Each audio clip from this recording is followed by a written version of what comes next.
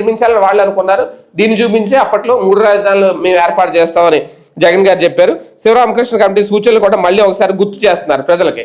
అంటే ఇప్పుడు వీళ్ళ మావిగన్నాన్ని ఏదైతే తీసుకొచ్చారో దాంతో పోలిస్తే అమరావతి అక్కడ ఖర్చు అంతా వృధా, అంత రాజధాని అవసరం లేదు, అనవసరంగా సొమ్ము వృధా చేస్తున్నారని. అంతేకాదు ఒక ట్రెండింగ్ అవుతున్న ఒక పోస్టును కూడా వీళ్ళు పోస్ట్ చేశారు. ఒక వ్యక్తి సోషల్ మీడియా పెట్టిన పోస్ట్ అని, మావిగన్లో బస్ స్టాండ్ ఉంది, అమరావతిలో లేదు.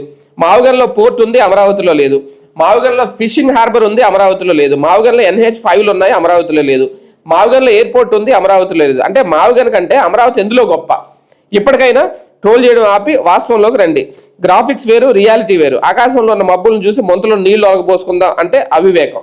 సర్వేజన సుఖనోభవంతు. ఇది ఒక పోస్ట్ అంటే ఎవరో పెట్టారు, అది వీళ్ళు వైరల్ చేస్తున్నారు. మొత్తానికి మా స్టాండ్ మావిగన్ అని చెప్తున్నారు ఒక పక్క, అమరావతిని ఖచ్చితంగా మొదటి నుంచి వ్యతిరేకిస్తున్నారు. అభివృద్ధి ఒకే చోట కేంద్రీకరించడం అనేది కరెక్ట్ కాదు అనేది వైసీపీ స్టాండ్ అని అర్థమైపోతుంది.